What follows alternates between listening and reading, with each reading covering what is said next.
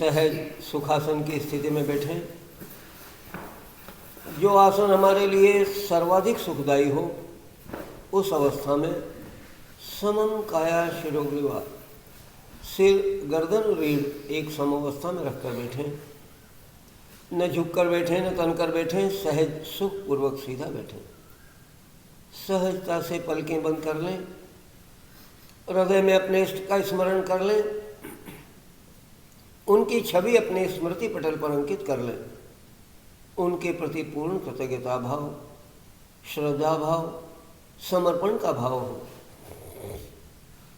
सृष्टि के आदिभूत स्वरूप नादरूप ओंकार की आराधना मेरे साथ स्वर में स्वर मिलाकर समवेत स्वर में 3 बार ओंकार का नाद करें। दोनों हाथ परस्पर जोड़ लें।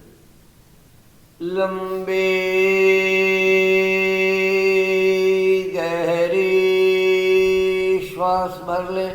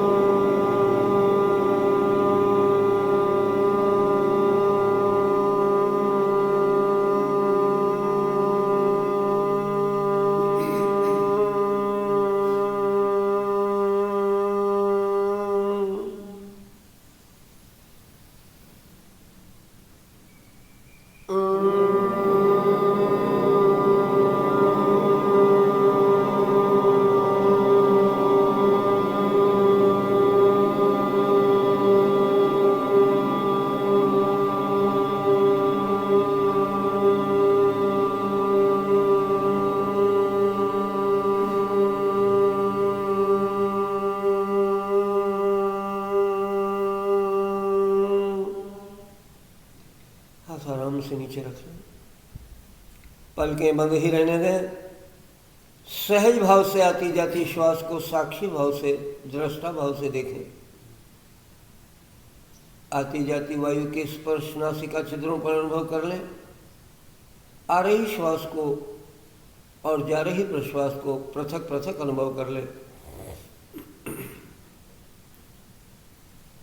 प्रत्येक आ रही श्वास के बीच सांस देह में वायु के विस्तार को, प्रवेश से गंतव्य तक, नासिका से कोशिका तक, पूरे मार्ग पर विद्युतीय तरंगों की तरह बहते हुए प्रत्यक्ष कर लें। और लौट रही प्रत्येक प्रश्वास के साथ देह से वायु के निस्तार को, देह में वायु के उद्गम से निर्गम तक, कोशिका से नासिका तक, पूरे मार्ग पर विपरीत दिशा से चुंबकीय तरंगों की तरह बहते हुए प्रत्यक्ष कर लें। आ रही प्रत्येक श्वास कुछ इस प्रकार देह के कण कण में व्याप्त होती जा रही है, रोम रोम में समाती जा रही है, अणु परमाणु में विलय होती जा रही है। कुछ इस कदर हमारे समूचे अस्तित्व के एक एक अंश अंश में घुल मिल जा रही है, मानो यह समूची देह वायु से परिपूर्ण होती जा रही है। और लौट रही प्रश्वास देह के उसी गहनतम तल से, एक एक कण कण से, एक एक रोम छिद्र से, एक एक अणु परमाणु से हमारे समुचे अस्तित्व के एक एक अंश अंश से कुछ इस कदर निर्गमन करती चली जा रही है, मानो यह समूची देह पूर्णतया वायु से रिक्त होती जा रही है। आने वाली प्रत्येक श्वास के साथ अनुभव में आने वाली परिपूर्णता अपने सहज प्रवाह में बहते हुए चरम बिंदु तक पहुंच रही है। जा रही प्रत्येक प्रश्वास के साथ अनुभव में आने वाली रिक्तता अपने सहज प्रवाह में बहते हुए चरम बिंदु तक पहुंच रही है। आती जाती वायु के इन प्रवाहों के वेग का, गति का अध्ययन करने के लिए अब श्वासों के साथ गिनती का प्रयोग प्रारंभ कर दें। अगले ही क्षण जैसे ही नासिका छिद्रों पर वायु के प्रवेश का वह पहला स्पर्श न हो, मन ही मन गिनती गिनना शुरू कर दें। आने वाले श्वास को स्वाधीनता से आने दें, निर्बाध गति से आने दें और परिपूर्णता के चरम बिंदु तक उसे आते हुए देखें और गिनती चलती रहे। जैसे ही प्रवाह की दिशा बदले, गिनती बदल दें। इस जा रही प्रश्वास को भी सहज भाव से जाने दें, स्वच्छंद भाव से जाने दें। जब तक जा रही है अपने सहज प्रवाह में बहते हुए रिक्तता के आखिरी बिंदु तक पहुंच रही है, वहां तक गिनती चले। उसी क्षण प्रवाह की दिशा बदली, पुनः गिनती बदलें। आने वाली श्वास के साथ अलग गिनती गिने और इसे अपने चरम बिंदु तक पहुंचने दें। जाने वाली प्रश्वास के साथ पृथक गिनती गिने और इसे भी रिक्तता के चरम बिंदु तक पहुंच जाने दें। यही हमारी स्वाभाविक श्वसन लय है। अपनी स्वाभाविक श्वसन लय को पहचाने। न लेने में प्रयत्न है, न छोड़ने में कोई चेष्टा। जैसी आ रही है, जैसी जा रही है, जाने में। अब इन दोनों अवस्थाओं के बीच परस्पर समय के अनुपात को हमने जान लिया है। इस अनुपात में एक परिवर्तन, अब एक रूपांतरण इस प्रकार घटित करना है कि श्वासों की यह लय 1 और 2 के अनुपात से चलने लगे।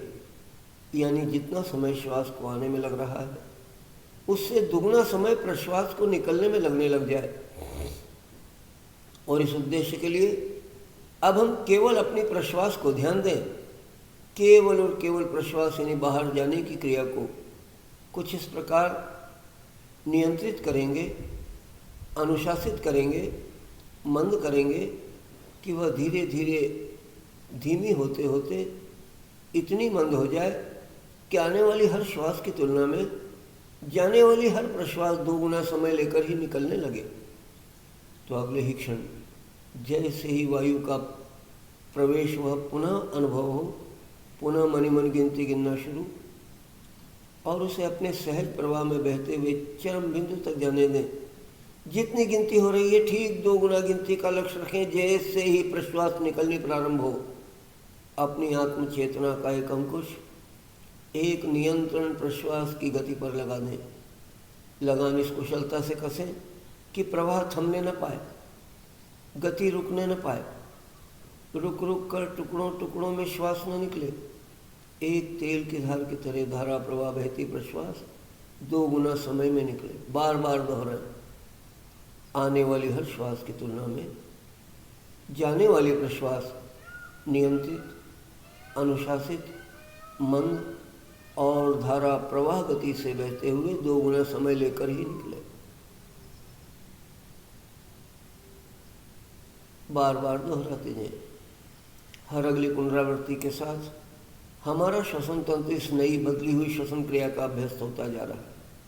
धीरे धीरे ये अभ्यास इतना दृढ़, इतना परिपक्व हो गया है कि अभी हमारी आदत बन गया है। ये हमारे स्वभाव का एक अंश बन गया है। अब कोई प्रयत्न नहीं, कोई लगाम नहीं, कोई अंकुश नहीं। सहज भाव से आती श्वास और स्वच्छंद गति से जाती प्रश्वास।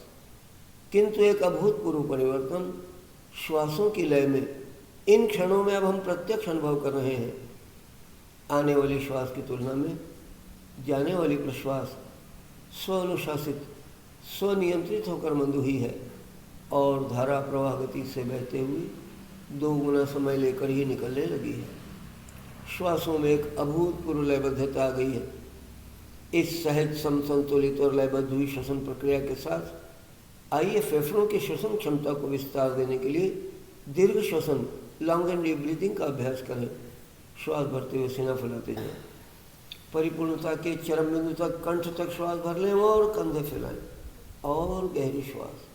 धीमी किंतु लयबद्ध गति से कंधे नीचे, सहज मंद प्रश्वास, सीना धीरे धीरे नीचे और गहरी प्रश्वास, नाभि का संकुचन और गहन प्रश्वास, मूलाधार का कुंचन परिपूर्ण प्रश्वास, मूलबंध शिथिल सहज श्वास, नाभि शिथिल निरंतर श्वास, सीने का विस्तार प्रयत्न करो और दीर्घ श्वास, कंधों का विस्तार परिपूर्ण श्वास, कंधे शिथिल सहज मंद प्रश्वास, पीठ मत मोड़िए, सीना शिथिल निरंतर प्रश्वास, नाभि का संकुचन प्रयत्न करो और गहन प्रश्वास, मूलाधार का कुंचन परिपूर्ण प्रश्वास, मूलबंध शिथिल सहज श्वास, नाभि शिथिल निरंतर श्वास, सीने का विस्तार प्रयत्न करो और दीर्घ श्वास, कंधों का विस्तार परिपूर्ण श्वास, कंधे शिथिल सहज मंद प्रश्वास, सीना शिथिल निरंतर प्रश्वास, नाभि का संकुचन प्रयत्न करो और गहन प्रश्वास, मूलाधार का कुंचन परिपूर्ण प्रश्वास, मूलबंध शिथिल सहज श्वास, नाभि शिथिल निरंतर श्वास, सीने का विस्तार प्रयत्न करो और दीर्घ श्वास, कंधों का विस्तार परिपूर्ण श्वास, कंधे शिथिल सहज मंद प्रश्वास, सीना शिथिल निरंतर प्रश्वास, नाभि का संकुचन प्रयत्न करो और गहन प्रश्वास, मूलाधार का कुंचन परिपूर्ण प्रश्वास, मूलबंध शिथिल, नाभि शिथिल, सहज साधारण श्वास, सहज साधारण श्वास, सहज साधारण श्वास। स्वर परीक्षण कर लें, मुद्रा धारण कर लें। 2 आवृत्तियां अनुलोम विलोम की, एक आवृत्ति और दूसरी आवृत्ति के बीच में थोड़ा अंतराल देते हुए जो स्वर तीव्र वेग से चल रहा है उसको खुला रखें, जो मंद है उसको बंद कर लें। जिस स्वर को खुला रखा है उस स्वर से परिपूर्ण पूरक कर अंतर कुंभक करें।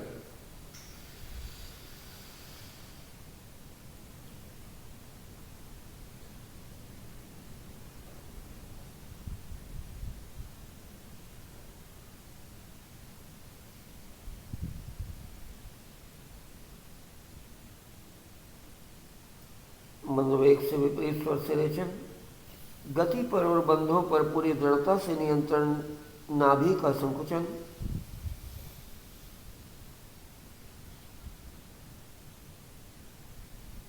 परिपूर्ण रेचन के अंत में त्रिबंध वायु कुंभक,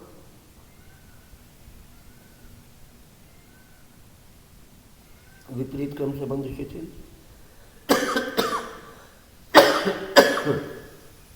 सहज साधारण श्वास। क्षमा चाहता हूँ।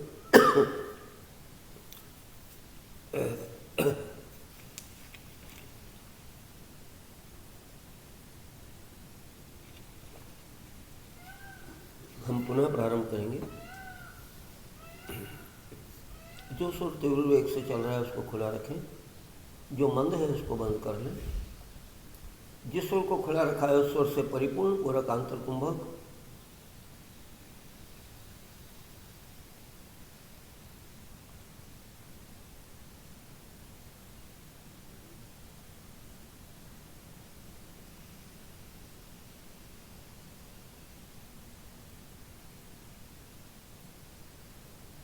मंद वेग से विपरीत स्वर से रेचन, गति पर और बंधों पर पूरी दृढ़ता से नियंत्रण, नाभि का संकुचन, परिपूर्ण रेचन के अंत में त्रिबंध वायु कुंभक,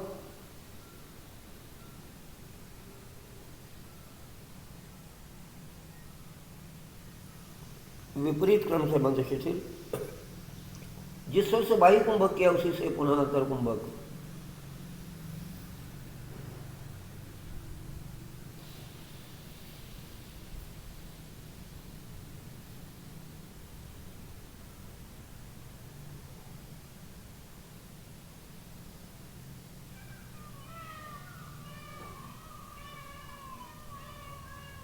मंद वेग से विपरीत स्वर से रेचन, गति पर और बंधों पर पूरी दृढ़ता से नियंत्रण, नाभि का संकुचन, परिपूर्ण रेचन के अंत में त्रिबंध वायु कुंभक,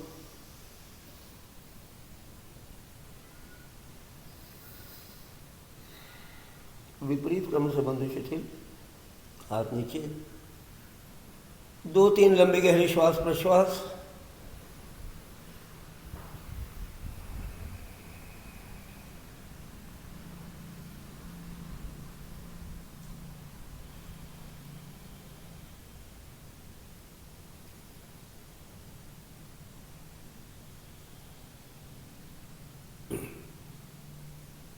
दूसरी आवृत्ति प्रारंभ करेंगे। पुनः एक स्वर खुला एक बंद। जिस स्वर को खुला रखा है उस स्वर से परिपूर्ण पूरक कर अंतर कुंभक करें।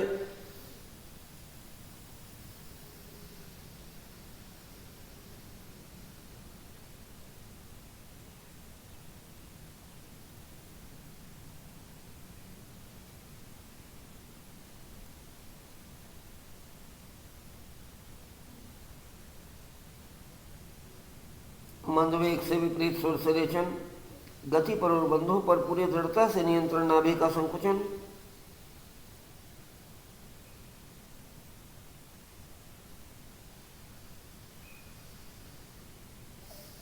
परिपूर्ण रेचन के अंत में त्रिबंध वायु कुंभक।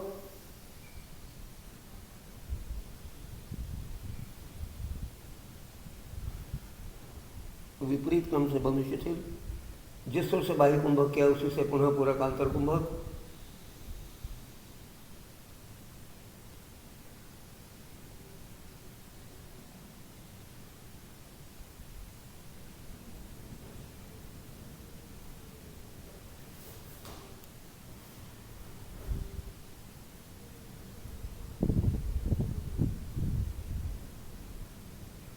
मंदवेग से विपरीत स्वर से रेचन, गति पर और बंधों पर पूरी दृढ़ता से नियंत्रण, नाभि का संकुचन।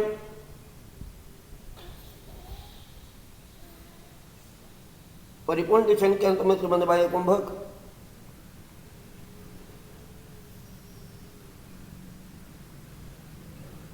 विपरीत क्रम से बंध शिथिल। सहज साधारण श्वास। सहज साधारण श्वास। सहज साधारण श्वास। स्वरों की दिशा में आए हुए परिवर्तन को अनुभव कर लें। दोनों स्वर समान गति से, लगभग समान गति से चलने लगे हैं।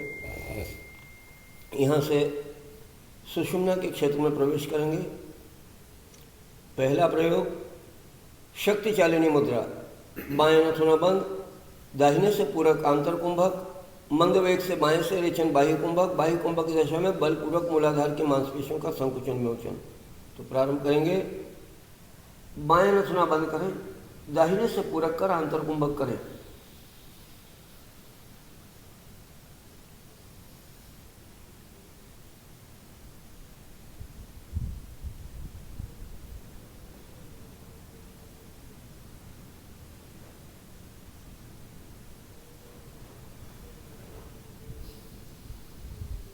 मंदवेग से बाएं स्वर से रेचन, गति पर और बंधों पर पूरी दृढ़ता से नियंत्रण, नाभि का संकुचन।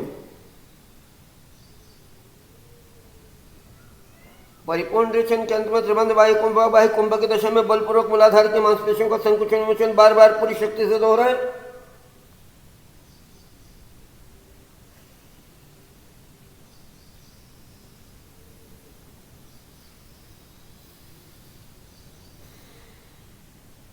यह समाप्त। विपरीत क्रम से बंध शिथिल। सहज साधारण श्वास।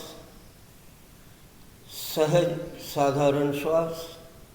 मांसपेशियों के संकुचन और विस्तार से उत्पन्न तरंगें इन मांसपेशियों के स्नायुविक नियंत्रण केंद्र तक रीढ़ के अंतिम छोर पर जिस बिंदु पर जाकर घनीभूत हुई है वहीं लक्ष्य केंद्रित कर दें, वहीं ध्यान केंद्रित कर दें। केवल मात्र उसी का चिंतन, मनन, उसी का दर्शन करें। यही मूलाधार चक्र की स्थिति है। मूलाधार चक्र की स्पष्ट पहचान, प्रत्यक्ष बोध, साक्षात दर्शन, जैसे खुली आंखों से देखकर पहचान रहे हो, ऐसी स्पष्टता से मानस नेत्रों से, मन की आंखों से रीढ़ के अंतिम छोर पर स्थित हमने इस मूलाधार चक्र की स्थिति को भली भांति पहचान लिया। अब लेश मात्र भी संदेह बाकी नहीं। अपने विश्वास को और दृढ़ करने के लिए एक बार पुनः यही क्रिया दोहराएंगे। बाएं नथुना बंद, दाहिना खुला, दाहिने से परिपूर्ण पूरक आंतर कुंभक।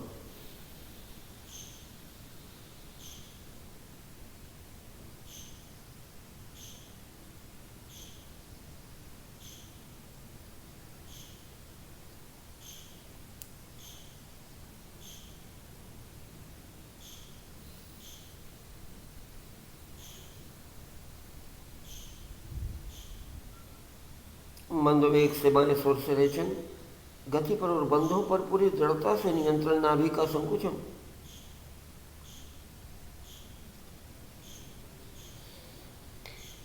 परिपूर्ण रेचन के अंत में त्रिबंध बाह्य कुंभक, बाह्य कुंभक की दिशा में मूलाधार की मांसपेशियों का संकुचन विमोचन।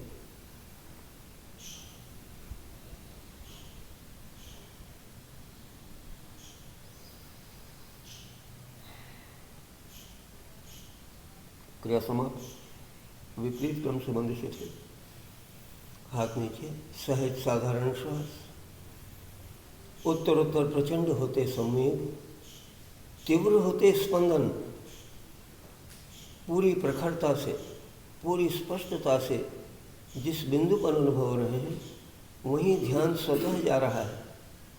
मूलाधार चक्र की स्थिति अब भली प्रकार स्पष्ट हो गई है। अब जरा भी संदेह बाकी नहीं। हमने अपनी रीढ़ में ऊर्जा के इस प्रथम केंद्र को पहचान लिया है। दूसरी क्रिया वज्रोली मुद्रा, दोनों स्वर से परिपूर्ण पूरक आंतर कुंभक, मंद वेग से दोनों स्वर से रेचन बाह्य कुंभक और बाह्य कुंभक की दिशा में वज्र नाड़ी का संकुचन विमोचन। दोनों स्वर से पूरक करें, आंतर कुंभक करें।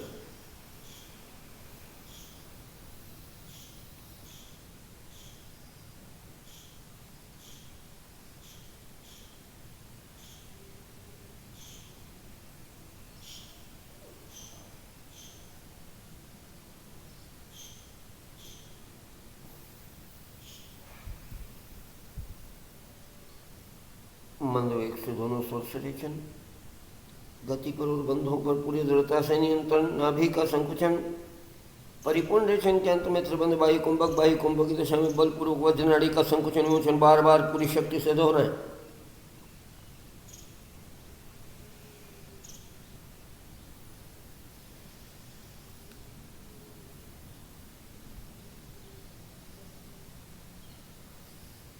क्रिया समाप्त। विपरीत क्रम से बंद से थे। सहज साधारण श्वास, सहज साधारण श्वास। मांसपेशियों का क्षेत्र बदलते ही अनुभूति का केंद्र बदल गया। अब इन मांसपेशियों के संकुचन और विस्तार से उत्पन्न तरंगे रीढ़ पर मूलाधार से कुछ ऊपर अनुभव हो रही है। पेड़ों के ठीक पीछे, हमारे जननांगों के ठीक पीछे रीढ़ में जिस बिंदु पर ये संवेग अनुभूत हुए हैं वही स्वादिष्ठान चक्र है। ठीक ठीक पहचान कर ले। प्रत्यक्ष बोध, साक्षात दर्शन, वहीं समूची मन प्राण चेतना की ऊर्जा केंद्रित रहे। केवल उसी का चिंतन, उसी का मनन, उसी का दर्शन।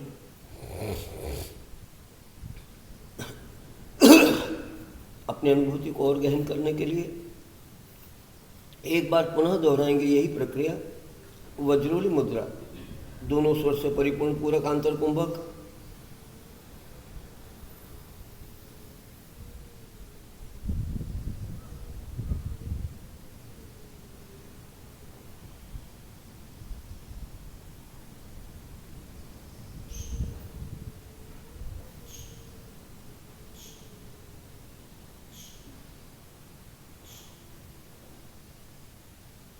मंद वेग से दोनों स्वर से रेचन, गति पर और बंधों पर पूरी दृढ़ता से नियंत्रण, नाभि का संकुचन। परिपूर्ण रेचन के अंत में त्रिबंध बाह्य कुंभक की दिशा में बलपूर्वक वज्र नाड़ी का संकुचन विमोचन बार बार पूरी शक्ति से दोहराएं।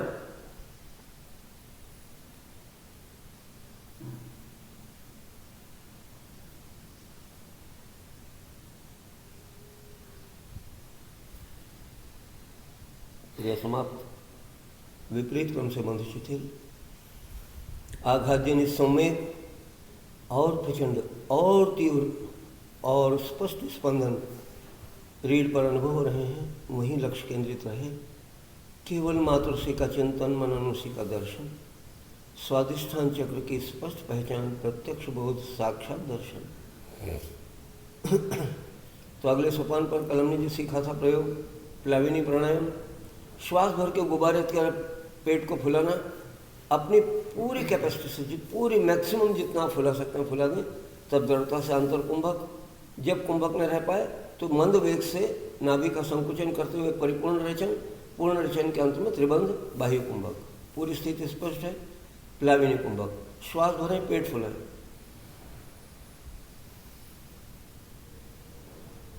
दृढ़ता से अंदर रुकें।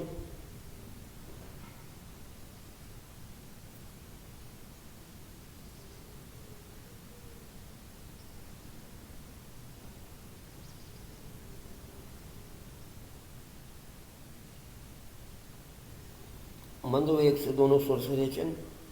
गति पर और बंधों पर पूरी दृढ़ता से नियंत्रण, नाभि का संकुचन, परिपूर्ण रेचन के अंत में त्रिबंध वायु कुंभक।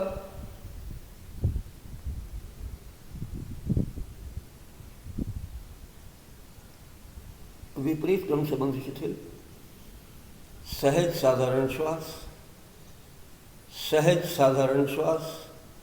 इस प्रयोग के दौरान नाभि के विस्तार और संकुचन, इन दोनों क्रियाओं के द्वारा जो परिणाम रीढ़ तक अनुभव हुए हैं, नाभि के पीछे, ठीक पीछे रीढ़ पर जिस बिंदु पर ये संवेग घनीभूत हुए हैं, वही मणिपुर चक्र है। मणिपुर चक्र की स्पष्ट पहचान, प्रत्यक्ष बोध, साक्षात दर्शन, यही मांसपेशियों के विस्तार का केंद्र है, यही संकुचन का भी केंद्रीय बिंदु है। उसे ठीक ठीक पहचान लें। एक बार पुनः दोहराएंगे प्लाविनी प्राणायाम। श्वास भरें, पेट फुलाएं और अंतर कुंभक करें।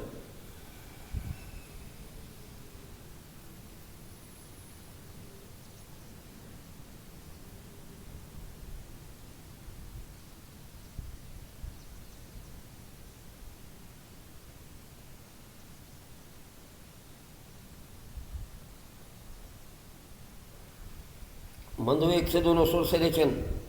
बंधों पर और गति पर पूरी दृढ़ता से नियंत्रण रखें, नाभि का संकुचन करें। परिपूर्ण रेचन के अंत में त्रिबंध वायु कुंभक।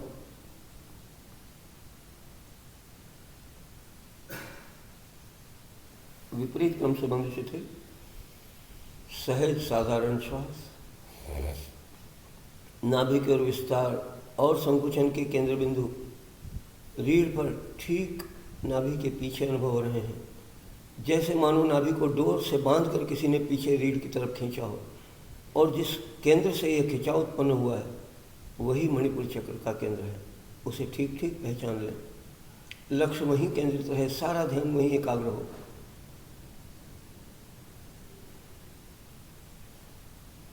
और इसके अगले सोपान पर हमने कल सीखा था भस्त्रिका प्राणायाम। तो आज भस्त्रिका प्राणायाम करते समय अभी केवल उसका आधा भाग, केवल धोखनी चलाना ठीक ठीक परफेक्टली सीख लें, ताकि कोई संदेह नहीं रहे। और जो हम उद्देश्य है हमारा, हृदय को और फेफड़ों को तीव्र वेग से संचालित करने का, वो परिपूर्ण हो। और तब फिर कुंभक तो हमने सीख रखा है, इसलिए उसको जोड़ देंगे साथ में। और आज ये धोखनी चलाते समय आप स्ट्रोक्स की काउंटिंग कर लो, तो अपन थोड़ा सा एक लेवल फिक्स कर दें, कम से कम उतना सभी लोग जरूर करें। तो इनिशियल टारगेट अपन 25 स्ट्रोक का लेके चलते हैं, ठीक है। 25 स्ट्रोक हमको लगाना है। हर बार चेस्ट के एक्सपेंशन के साथ इनहेलेशन होगा और चेस्ट कॉन्ट्रैक्ट होगी, एक्सहेलेशन होगा। Exhalation powerful, inhalation sudden.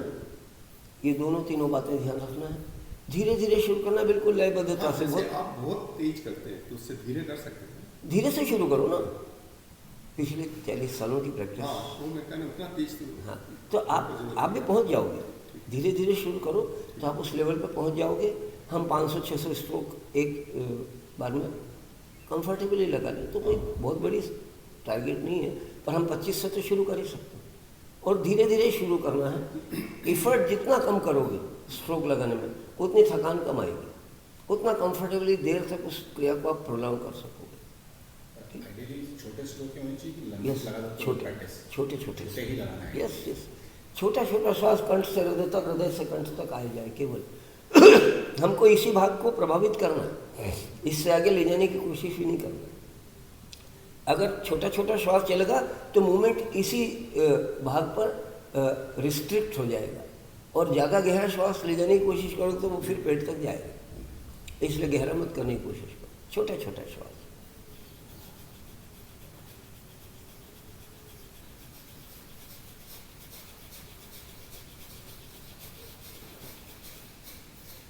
हो गए इतनी देर में तो 25 स्ट्रोक। काउंट कर लो, कुछ सेकंड लगेंगे, 2-3 सेकंड में 25 स्ट्रोक पूरे हो जाएंगे।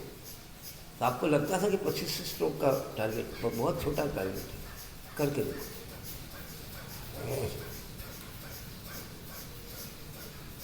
ये अभी नाभि चल रही है पूरे मूवमेंट में। जब आप एक्सेल आउट कर रहे हो तो नाभि अंदर जा रही है, जबकि सीना नीचे आना चाहिए। Yes, movement is a little bit different. सीने की मूवमेंट पे पूरा ध्यान दो, फिर नाभि जैसे चल रही चलने दो, लेकिन सीना हर बार जब श्वास आप निकाल रहे हो नीचे आना चाहिए, ये ध्यान देना।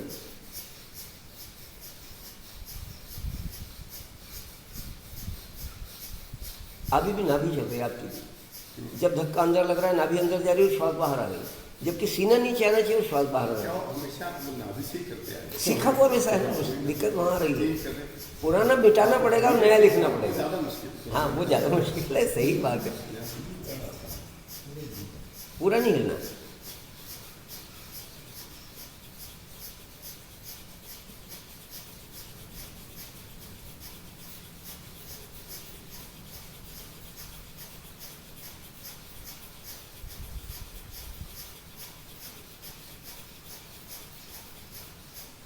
छाती को कड़ा करके भी मत रखो एकदम कि आप स्टिफ कर लो, कि एकदम मूवमेंट रेजिस्ट कर लो। छाती को ऊपर नीचे से चलाओ, कंधे नहीं, कंधों का मूवमेंट नहीं हो, एब्डोमिनल मूवमेंट भी कम से कम हो, केवल ये छाती को ऊपर नीचे आने से जितना एब्डोमिनल अंदर बाहर चल रहा है उतना चलेगा। अपनी तरफ से पॉजिटिव हाँ। तो 25 स्ट्रोक में किसी को कोई दिक्कत आई? 50 स्ट्रोक तक चलें, चलो उसके बाद कुंभक करेंगे। अभी काउंट करके 50 स्ट्रोक लगाना।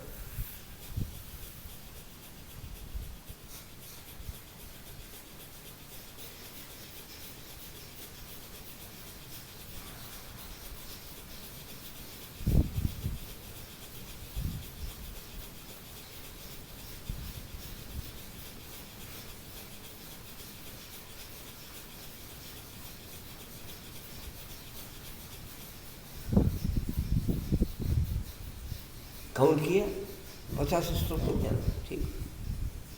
तो अभी यही लेवल अपन फिक्स करते हैं, 50 स्ट्रोक का है सफिशिएंट लेवल, इनिशियल लेवल पे। फिर धीरे धीरे स्ट्रोक्स की काउंटिंग बढ़ाना है, पर उसके लिए बहुत ज़्यादा प्रयत्नशील नहीं होना। आपको करते करते जब ऐसा लगे कि 50 में थकान नहीं आ रही और हम बढ़ा सकते हैं, तब बढ़ाइए। आपको लगे कि 50 तक करते करते अभी अपनी क्षमता पूरी हो गई, तो फिर बढ़ाना इस उद्देश्य से प्रयत्न करना शुरू मत करें, बिल्कुल भी नहीं। हाँ, जब आपको बिल्कुल कंफर्टेबल लगे कि इससे अब अपन 5 स्ट्रोक और बढ़ा सकते हैं तो फिर 55 पे जाना, 10 और स्ट्रोक बढ़ा सकते हैं तो 60 पे जाना, पर कंफर्ट नहीं जाना चाहिए, ये पहली शर्त है। तो अब कुंभक के साथ कर रहे हैं इसी क्रिया को। 50 स्ट्रोक चलाएंगे और फिर दाहिने स्वर से पूरक, आंतर कुंभक, बाएं से रेचन, बाह्य कुंभक, ये पूरी क्रिया होगी। दाहिने से पूरक करना है, आंतर कुंभक करना है, रेचन बाएं से ही करना है, बाह्य कुंभक करना है। तो एक बार पूरी क्रिया कर लेंगे कुंभक के साथ।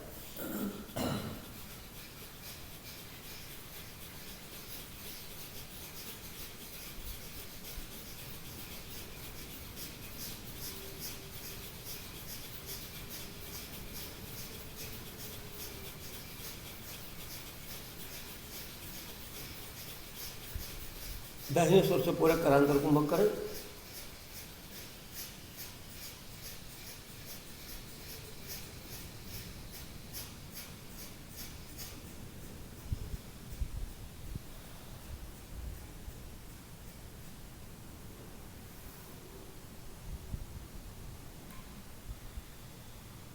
मंद वेग से बाएं स्वर से रेचन, गति पर और बंधों पर पूरी दृढ़ता से नियंत्रण, नाभि का संकुचन, परिपूर्ण चन के अंत में त्रिबंध बाह्य कुंभक।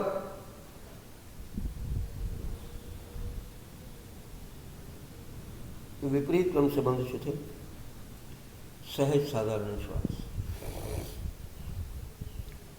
तीव्र वेग से वायु के प्रवाह देह के एक एक रोम रोम से अनुभव हो रहे हैं।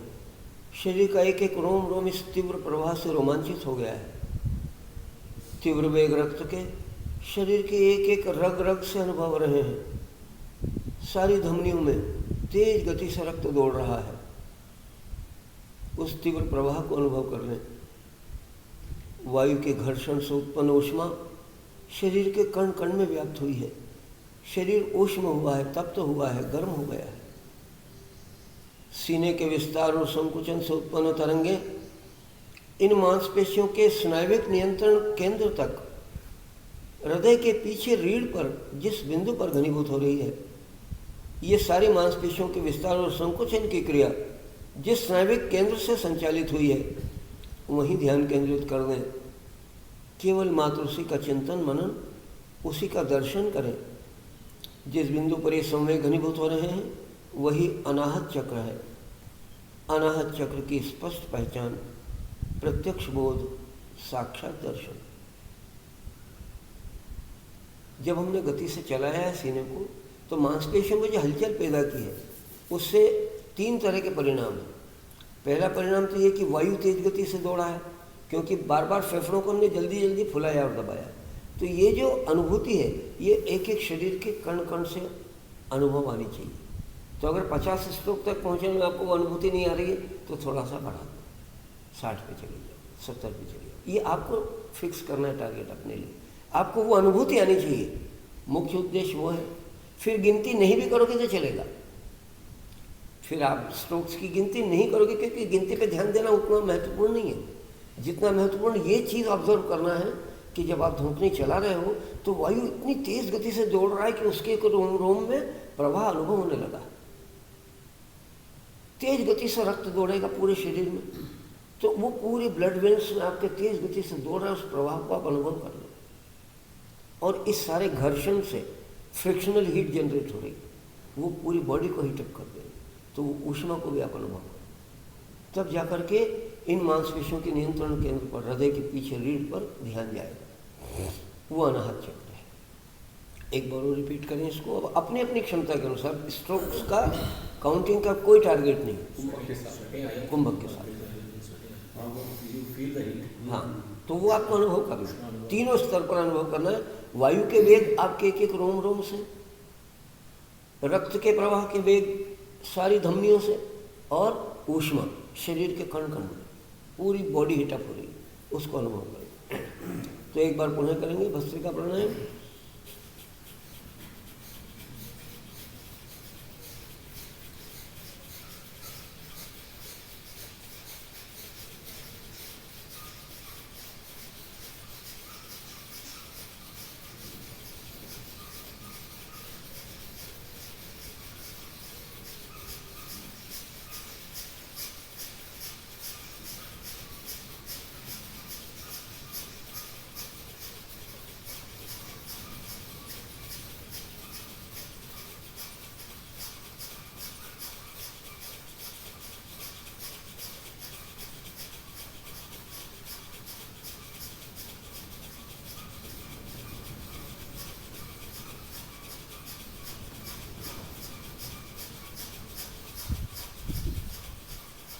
दाहिने स्वर से पूरा करांतर कुंभक करें।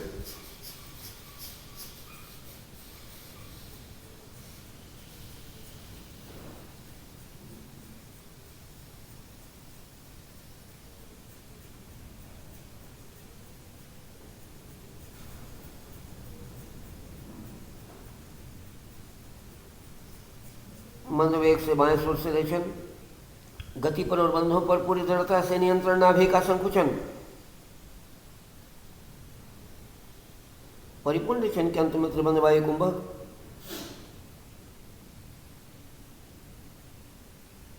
विपरीत क्रम से बंद शिथिल, हाथ नीचे, सहज साधारण श्वास। प्रचंड वेग रक्त के देह की रग रग से अनुभव रहे हैं। प्रचंड वेग वायु के देह के रोम रोम से अनुभव रहे हैं। प्रचंड ऊष्मा देह के कण कण में व्याप्त हुई है। सीने की मांसपेशियों के विस्तार और संकुचन से उत्पन्न तरंगे इन मांसपेशियों के स्नायुविक नियंत्रण केंद्र तक, हृदय के पीछे रीढ़ पर जिस बिंदु पर जाकर घनीभूत हुई है, वहीं लक्ष्य केंद्रित कर दें। केवल मात्र उसी का चिंतन मनन, उसी का दर्शन करें। जिस बिंदु पर ये संवेग घनीभूत हुए हैं वही अनाहत चक्र है। अनाहत चक्र की स्पष्ट पहचान, प्रत्यक्ष बोध, साक्षात दर्शन, उसे आत्मसात कर ले। और आज नई क्रिया एक इंट्रोड्यूस करते हैं अपन। यहाँ तक समझ में आ गया सब बराबर? कठिनाई किसी को किसी तरह की कोई प्रश्न, सारी बात स्पष्ट है? तो नई क्रिया आज एक इंट्रोड्यूस करते हैं अपन। हमने हृदय तक शरीर को उत्तरोत्तर शुद्ध किया है। वास्तव में हम क्या कर रहे हैं? ऊर्जा का प्रवाह बढ़ा रहे हैं। जिस जिस केंद्र की तरफ ऊर्जा का प्रवाह बढ़ रहा है वहाँ से विकार निकल रहा है। ऊर्जा का काम है कि शरीर से विकारों को बाहर निकाल देना, जितनी इम्प्यूरिटीज बॉडी में स्टोर हो रही है वो निकाल देना। तो हम एक एक लेवल पर जैसे जैसे ऊपर आ रहे हैं बॉडी को प्यूरिफाई करते आ रहे हैं। तो हमने हृदय तक शुद्ध कर दिया। हृदय से ऊपर कंठ तक का श्वसन मार्ग, अन्न मार्ग दोनों शुद्ध होंगे। वायु को इस तरह से नासिका से लेना, दोनों नासा छिद्रों से, कि वायु पूरे श्वास नली पर घर्षण करता हुआ है। तो थोड़ा सा श्वास नली को हमको सिकोड़ देना पड़ेगा। ये अपना वॉलंटरी कंट्रोल है। अपनी मांसपेशियों पर हमारा अपना वॉलंटरी कंट्रोल है। जब बलगम जमा होता है श्वास नली में तो हम कैसे उसको संकुचित करके और धक्का लगाते हैं वायु का और बाहर निकालते हैं, संकुचन करते हैं ना। वहाँ जब वायु घर्षण से उस दीवारों पर टकराता हुआ आता है तो वो जमे हुए बलगम को निकाल लाता है बाहर। तो ऐसा संकुचन करना है कंठ का, और वायु को दोनों नथुनों से लेना। लेते समय हृदय से कंठ तक पूरा घर्षण हो और वायु अंदर आए। तब आंतरकुंभक करना, जालंधर बंद, मूल बंद। जितनी देर आराम से रुके रोक के रखना है, नहीं रुके तो लेफ्ट नॉस्ट्रिल से एक्सहेलेशन करना। इसमें लेना दोनों से है, कंठ संकुचित करके लेना है और छोड़ना बाएं से ही है, और बाहर रोकना। बाह्य कुंभक, कुंभक तो अनिवार्य है सभी क्रियाओं में। आंतर कुंभक और बहिर्कुंभक दोनों उसका अनिवार्य पक्ष है। इसलिए तो पहले ये बेसिक सारा सब कुछ सिखाया कि बाकी क्रियाएं करने में फिर कठिनाई नहीं है। अब हमको जो सीखना है इस पर्टिकुलर क्रिया में, वो एक ही चीज़ सीखनी है, कंठ से संकुचन कैसे करना और वायु कैसे खींचना। तो ये घर्षण करता हुआ है, इसके लिए ज़रूरी है कि अंदर से पूरा रिक्त हो जाओ। हम पूरी तरह रिक्त तो नहीं है। अभी जब सामान्य श्वास आ रहा जा रहा है तो थोड़ी सी हवा रुकी रहती है फेफड़ों में, जो आवागमन नहीं करती। अभी हमको पूरा एक्सेल आउट कर देना। एक बार कंप्लीट एक्सेल आउट करने के बाद थ्रोट को कॉन्ट्रैक्ट करना और फिर वायु को अंदर खींचना। देख लो आप कैसे करना, उसके बाद करते हैं तो लंबा चलेगा वो श्वास। जब अंदर आएगा तो देर तक घर्षण करता हुआ आएगा। जब तक फेफड़े पूरे नहीं भरेंगे तब तक वो घर्षण करता हुआ आता रहेगा। घर्षण से 3 परिणाम आएंगे। पहला परिणाम तो ध्वनि, जो आपको स्पष्ट सुनाई देगी। दूसरा परिणाम है फ्रिक्शनल हीट, वो जनरेट होगी जब हवा टकरा करके जाएगी। और तीसरी चीज़ उससे कंपन होगा, वाइब्रेशंस अंदर। आपकी पूरी श्वास नली को घर्षण करता हुआ जाएगा तो वाइब्रेट करता हुआ जाएगा। ये तीनों चीज़ें आपको अनुभव करनी है। और वो वाइब्रेशंस के प्रभाव कंठ के पीछे रीढ़ में जहाँ एक्युमुलेट होते हैं वो विशुद्धि चक्र है, उसको पहचानना है। तो तीनों लेवल पर एक्सपीरियंस आपका शार्प होना चाहिए। तो कंसंट्रेशन जितना शार्प होगा उतना एक्सपीरियंस क्लियर होगा। तो एक बार देख लो, आप केवल श्वास लेने का तरीका सीखना है। तो वायु पूरा बाहर निकाल दें, कंप्लीट एक्सेल आउट कर दो, जितना खाली हो सकते है पूरा हो जाओ।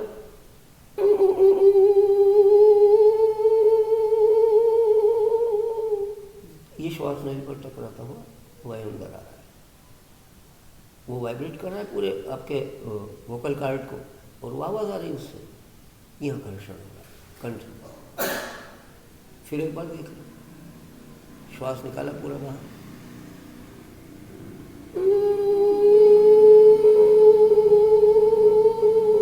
सक इन करना है एयर को। और ये सक इन करने में जो कॉन्ट्रैक्शन हो रहा है कंठ पे मालूम प्रभाव मालूम पड़ेगा आपको। वायु का जाता हो या टकराता हुआ मालूम पड़ेगा। ऐसा भरपूर श्वास जितना भर सकते हो मैक्सिमम भर लो। फिर दोनों नथुने बंद, जालंधर बंद, मूल बंद। कंफर्टेबली जितनी देर रोक सको रोको। नहीं रोक पाओ तो लेफ्ट नोस्ट्रिल से एक्सहेलेशन एंड रिटेंशन बाहर। Without sound, exhalation normal exhalation. Exhalation left से नॉर्मल से पर नॉर्मल पर बंद लगे हुए हैं। नहीं, no no no no sound letter. उस समय कोई घर्षण नहीं करना है, घर्षण केवल पूरक के समय। ठीक है, एक बार पूरी क्रिया करूं, आप देख लो, फिर साथ में करें। हमने श्वास निकाली बाहर, पूरी निकाली, पूरी निकाल दी।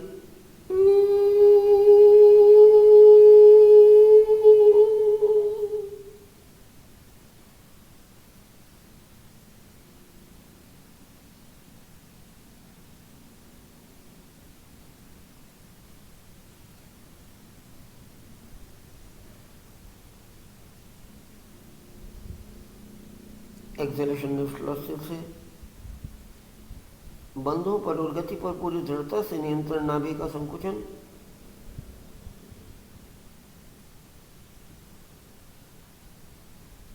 परिपूर्ण रेचन के अंत में त्रिबंध वायु कुंभक,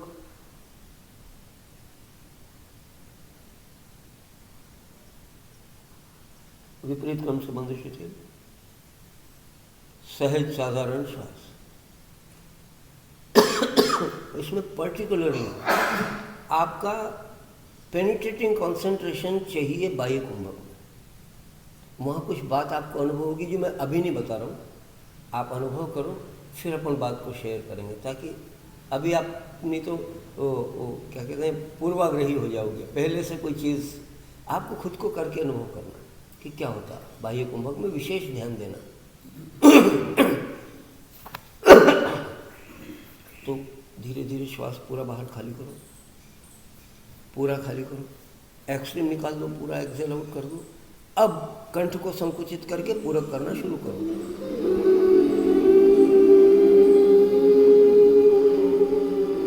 दोनों नथुने बंद, जालंधर बंद, मूल बंद, श्वास को अंदर रोको।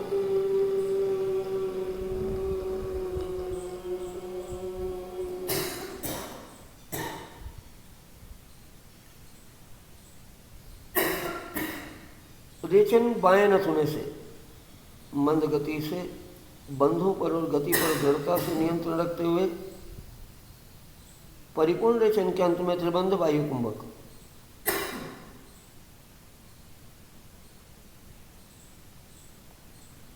विपरीत क्रम से बंध शिथिल, साधारण श्वास। कोई स्पेसिफिक फीलिंग?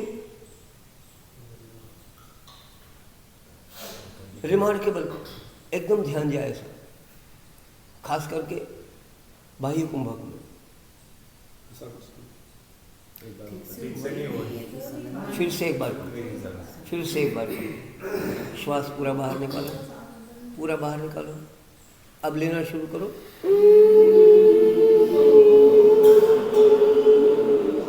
दोनों नथुने बंद, जालंधर बंद, मूल बंद।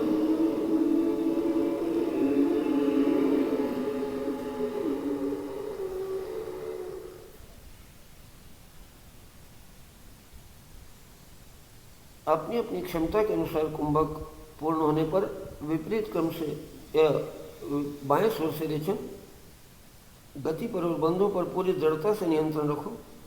बाएं से रेचन करो। रेचन पूर्ण होने पर त्रिबंध के साथ बाह्य कुंभक।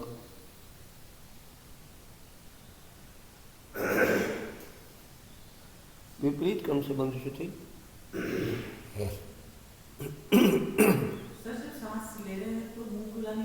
नहीं, नाक से। आवाज तो अंदर से आ रही है, उसकी में मुंह का कोई रोल नहीं है। मुंह बंद रखना है, बल्कि शास्त्रार्थ ने कहा है कि मुंह को दृढ़ता से बंद रखना, नाक से ही श्वास आए। जिस समय आपने श्वास को बाहर रोका है क्षण मात्र के लिए भी चाहे, उस समय आपके थ्रोट के मसल्स पर कॉन्ट्रैक्शन, डीप कॉन्ट्रैक्शन, ऐसे जैसे किसी ने डोर से बांध दिया उसको। क्या अनुभव में है? बाह्य कुंभक में पूरी तरह जब आप श्वास खाली कर चुके और रोक करके जैसे ही उड़ान बंद लगाया, यहाँ कंडीशन, थ्रोट चोक हो गया बिल्कुल एकदम, जैसे किसी ने कस के गला दबा दिया। करके देखो फिर, अब करके देखो। तो ही लगता है कि इसमें दबा दिया। इसमें थोड़ा सा ज़्यादा लगता है, इसमें लगता है कि चोक हो रहा है। चोक हो रहा है बिल्कुल। वो जो फीलिंग है ना कॉन्ट्रैक्शन का मसल्स के, वही सीधे फीलिंग पीछे ले जाएगा रीढ़ तक।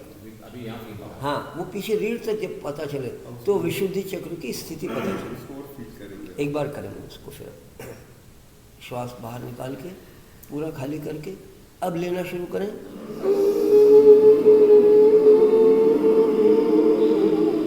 अंदर रोकें,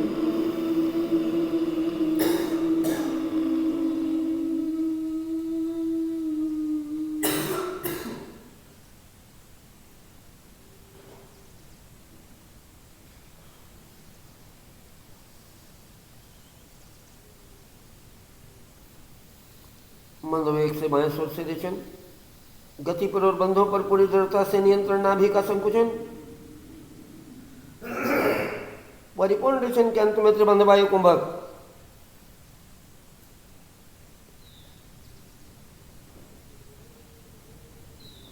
विपरीत क्रम से बंध शिथिल, सहज साधारण श्वास, घर्षण से उत्पन्न ऊष्मा कंठ में अनुभव हो रही है। घर्षण से उत्पन्न कंपन की तरंगें बाह्य कुंभक में मांसपेशियों पर उत्पन्न हुए तीव्र संकुचन से उत्पन्न तरंगें इन मांसपेशियों के स्नाविक नियंत्रण केंद्र तक कंठ के पीछे रीढ़ पर जिस बिंदु पर जाकर घनीभूत हो रही है वहीं लक्ष्य केंद्रित कर दें, सारा ध्यान वहीं एकाग्र कर दें। केवल मात्र उसी का चिंतन मनन, उसी का दर्शन करें। जिस बिंदु पर ये सम्यक घनीभूत हैं यही विशुद्धि चक्र है। विशुद्धि चक्र की ठीक ठीक पहचान, प्रत्यक्ष बोध, साक्षात दर्शन। धीरे धीरे जैसे जैसे आपका अभ्यास और आएगी ना, क्योंकि अगर कुछ कंजेशन है वहाँ तो वो तो निकलेगा। हम तो उसको मूवमेंट दे रहे हैं ना, वहाँ पे जहाँ गति नहीं है, हलचल नहीं है, वहाँ हलचल दी तो जितना ऑब्स्टेकल्स हैं वो तो बाहर निकलेंगे, तो खांसी आ सकती है, कोई समस्या नहीं है वो। हम ज़्यादा जोर लगा रहे हैं? नहीं नहीं नहीं, आप बल्कि उपचार हो रहा है। आपके जो शरीर में इकट्ठा कुछ अगर कुछ म्यूकस जमा है तो वो निकल जा रहा है, तो वो समस्या प्रारंभ में रहती। 2-3 दिन आपको ये लगेगा, फिर जब थ्रोट बिल्कुल क्लीन रहेगा तो कोई भी समस्या नहीं, फिर ना खांसी आएगी ना कोई इरिटेशन होगा। तो ये यहाँ तक की प्रक्रिया ठीक ठीक समझ में आ गई? कोई प्रश्न किसी का? तो अगली क्रिया और समझ लें इसके बाद। अभी तक इसके बाद ये एंडोक्राइन सिस्टम को थोड़ा सा और एक्सप्लेन करेंगे, कल टाइम नहीं था। विशुद्धि चक्र, हार्मोन, ये सारी क्रिया हाँ, इसकी हम नहीं कर रहे हैं। अब ये हार्मोन्स को तो पूरा शरीर रेगुलेट करता है, चलाता है। और बस ये क्रिया की बात करनी थी एक्चुअली कि इस फंक्शन को यहाँ थायराइड, पैराथायराइड, उनके सिक्रेशंस भी अगर थोड़े से कम ज़्यादा होते हैं तो वो पूरे शरीर को इफेक्ट करते हैं। और अगर थायराइड, पैराथायराइड को बैलेंस किया तो इसके वैसे ही वाइस वर्सा अच्छे प्रभाव पूरे शरीर पर आएंगे। तो ये डायरेक्ट तो इफेक्ट करता है आपके थायराइड, पैराथायराइड को, पर इनडायरेक्ट वे में पूरे एंडोक्राइनल सिस्टम को इफेक्ट करता है, सबको बैलेंस करता है। ये प्रक्रिया है। अब इसके आगे हमने कंठ तक शुद्ध कर लिया, पर श्वसन मार्ग जो है नासिका से प्रारंभ है। नासिका से साइनसेस में ट्रेवल करता हुआ वायु कंठ में होकर के नीचे जाता है। तो कंठ से नासिका तक का मार्ग और अपने को शुद्ध करना बाकी, क्योंकि श्वसन तंत्र पूरा शुद्ध हुए बगैर आप श्वास पर काबू करने की जितने भी जतन करोगे सब निष्फल हो जाएंगे। श्वसन तंत्र पूरा साफ होना चाहिए, बिल्कुल अनइंटरप्टेड वायु का प्रवाह पूरे श्वसन तंत्र पर चले। तो यहाँ ऑब्स्टेकल्स रहते हैं। वैसे तो ये एक वैज्ञानिक तथ्य है कि वायु जो भीतर आता है तो इसके जो हमारे चेहरे की आकृति के को बनाने वाली हड्डियाँ अंदर से खोखली हैं, रास्ता बना हुआ है वायु के संचार का, और यहीं से हमारे सेंस ऑर्गन्स का नर्वस कंट्रोल भी, नर्व एंडिंग्स भी हैं यहाँ साइनसेस में। और इसके ऊपर एक म्यूकस की लेयर रहती है साइनसेस पे, उसकी अपनी भूमिका है। बाहर से जो वायु अंदर आ रहा है वो तो जैसा है वैसा आ रहा है, उसमें जो कुछ भी घुला मिला है सब आ रहा है। तो पहले तो भगवान ने, कुदरत ने कितनी सारी सुरक्षा की व्यवस्थाएं की अपने शरीर के लिए।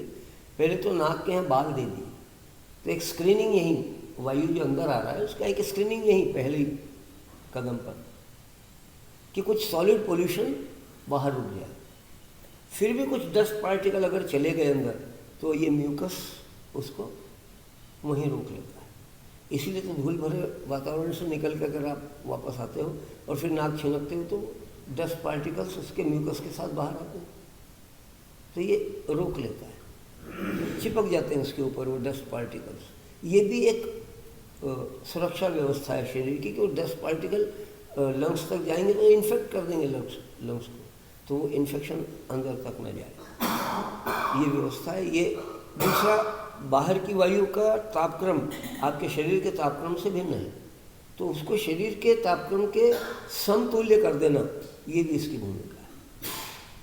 और यहाँ जो नर्व एंडिंग्स हैं उनके थ्रू सारे हमारे सेंस ऑर्गन्स ब्रेन से कनेक्टेड हैं। आँखें जो बाहर आई बॉल्स दिख रही हैं, लेंस तो अंदर है, ये तो रिसेप्टर है, केवल रिसीव कर रहा है, इमेज अंदर बन रही है और फिर उसकी ब्रेन पर रिपोर्ट जा रही है और उसका हमको पता चल रहा है कि हम क्या देख रहे हैं। बहुत सारे एनालिसिस फिर उसमें आकार प्रकार के, वर्ण के और तमाम एनालिसिस वो ब्रेन करता रहता है। कान सुन रहे हैं, वो सारा सब कुछ अंदर जा रहा है, उसको ब्रेन एनालाइज करता रहता है। पर सबके ज्ञान तंतु हमारे साइनसेस में, जिनके साइनस ब्लॉक होते हैं, क्यों होते हैं? फिर समस्या शुरू होती है डाइजेशन से।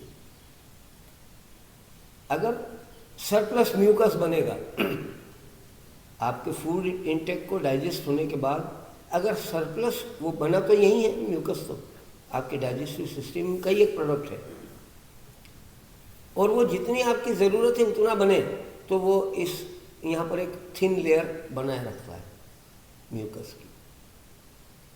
लेकिन अगर सरप्लस बनेगा तो निकलेगा कहाँ से? उसके निकलने का रास्ता भी यही है। तो ये एक्स्ट्रा अगर डिपॉजिट होता चले तो क्या करता है? नॉर्मल एयर फ्लो को चेक करता है। जो सामान्य श्वसन में निर्बाध गति से चले जाना चाहिए वायु, वो जाने में रुकने लगती है, रास्ता सकड़ा होने लगता है। और इसीलिए कई बार जिन लोगों को सीवियर प्रॉब्लम होती है साइनसाइटिस की, पंक्चर कर देते। ये म्यूकस जब कार्टिलेज की तरह सॉलिड हो जाता है तो उसका निकलना ही, हवा का उससे आना जाना ही बड़ा टफ हो जाता है, तो पंक्चर करना पड़ता है। और जिन लोगों को साइनसाइटिस की प्रॉब्लम हो, उनके लक्षण कैसे कैसे दिखते हैं? नज़रें कमज़ोर हो जाती है कई लोगों की, कई लोगों को सुनाई देना बंद हो जाता है, या अजीब सी आवाज़ें कान में आती रहती। कुछ लोगों को गंध की सेंसेशन चली जाती है, या तो अजीब सी गंध बनी रहती है सारे समय। कुछ लोगों को माइग्रेन हो जाता है, कुछ लोगों को सर दर्द बना ही रहता है, कुछ लोगों को 12 महीने सर्दी जुकाम बना रहता है। साइनोसाइटिस की अगर प्रॉब्लम है तो वो म्यूकस निकलने की प्रवृत्ति है उसकी, जो एक्स्ट्रा जमा हुआ है उसको शरीर तो निकाल सकता है, लेकिन जितना हमारा सिस्टम एक्टिवेटेड होगा उतना तो निकाल देगा। अब अगर सिस्टम इनएक्टिव हो रहा है तो वो डिपोजिशन बढ़ता जाएगा। इससे मुक्त होने का, जैसे फर्श पर अगर चिकनाई जमी हुई हो तो क्या करते हैं? फर्श पर गंदगी हो तो सबसे पहले अव्वल तो झाड़ू लगा दो, फर्श साफ हो जाए। पर चिकनाई है तो हम क्या करते हैं? पानी डाल के साफ करो, पोंछा लगा दो, और फिर वैक्यूम क्लीनर से क्लीन करो, पूरी तरह सारी गंदगी और चिकनाई सब साफ। तो ऐसे इस क्षेत्र को अगर साफ करना है तो एक तो जल से साफ किया जा सकता है, जल नीति क्रिया सुबह के बाद, ये साइनसेस को क्लीन करता है। एक नथुने की तरफ से जो पानी अंदर प्रवेश करेगा वो पूरा साइनसेस में ट्रेवल करता हुआ एक्स्ट्रा म्यूकस को अपने साथ लेकर के दूसरे नासा छिद्र से बाहर आ जाता है, और ऐसा दोनों नासिका से एक एक लोटा प्रतिदिन सबको करना चाहिए, इसको साफ रखना है। दूसरा तरीका है एयर प्रेशर से इसको क्लीन करना। एयर प्रेशर से क्लीन करने की क्रिया का नाम है कपाल भाती। नाम में ही उसका उद्देश्य छुपा हुआ है। कपाल यानी हमारा फॉरहेड, भाल, ये तो प्रतीक है, मायने अंदर की स्थिति का है। आपका चेहरा आपकी मनोदशा का आईना है। आप जब दुखी होते हो तो देखने वालों को पता चल जाता है कि कुछ न कुछ गड़बड़ है, आपका मन खिन्न है, किसी बात से उदास हो, और जिस दिन प्रसन्न होते हो तो वो प्रसन्नता भी चेहरे पे प्रकट हो जाती है। ये सब कहाँ से प्रकट होता है? वो पूरा सिस्टम ठीक ठीक काम करे, ये साफ रहे तो सेंसेशंस प्रॉपर ट्रेवल करें। तो आपके चेहरे की स्थिति आपके अंदर की दशा बता रही है। अगर अंदर साफ सूफ है, सब क्लीन है, तो उसका परिणाम क्या होगा? भाती, चमक, कपाल भाती, ग्लो ऑन योर फेस, चेहरे पर चमक। अगर अंदर साफ सूफ है सब, तो उसकी रिएक्शन, उसके प्रभाव कहाँ दिखेंगे? चेहरे पर। तो वास्तव में कपालभाति क्रिया किसका नाम है? जो चेहरे की कांति बढ़ाए। तो वायु को किस तरफ ले जाना पड़ेगा? अगर हमको अपना ड्राइंग रूम साफ करना हो तो वैक्यूम क्लीनर लेकर के कहाँ जाएंगे? ड्राइंग रूम में कि किचन में जाएंगे? अभी हमारे से गलती ही हो रही है। वैक्यूम क्लीनर लेके किचन में खड़े हैं और उम्मीद ये कर रहे हैं कि हमारा ड्राइंग रूम साफ हो जाए। कपालभाति के नाम पे अभी तक आप क्या करते आए? तो सफाई कहाँ होगी? वो अच्छी क्रिया है, पेट की सफाई करना अच्छी बात है, बुराई नहीं है, और उससे शरीर की ऊष्मा बढ़ेगी, क्योंकि ये सूर्य का केंद्र, नाभि जो है वो आपका सोलर फ्लेक्सस है, सूर्य का केंद्र। इसको जितना गति दोगे उतना ऊष्मा बढ़ेगी। ऊष्मा बढ़ेगी तो श्लेष्म पिघल जाएगा और निकलने के लिए रास्ता ढूंढ लेगा। परोक्ष प्रभाव, हम डायरेक्ट अप्रोच करते हैं। तो जिन दिनों सर्दी जुकाम हुआ हो, आपकी नाक बंद हो रही हो, उन दिनों जब भी कभी कभी प्रयत्न से श्वास खींचना पड़ता है, थोड़ी थोड़ी देर में जब वो कंफर्टेबली नहीं आता है तो हम क्या करते हैं? सक इन करते हैं। जब वो आप सक इन करते हो तो किधर जाता है, जरा मार्क करो।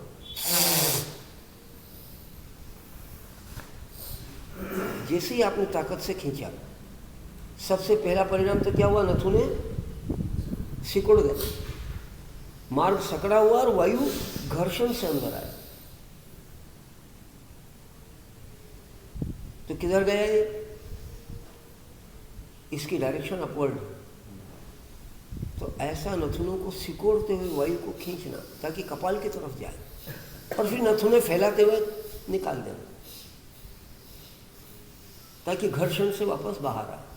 तो घर्षण से समान वेग से आना जाना, कल अपन डिटेल में बात करेंगे, आज समय ज़्यादा हो गया थोड़ा, 4-5 मिनटों पर। तो कल अपन कपालभाति के बारे में डिटेल में बात करेंगे।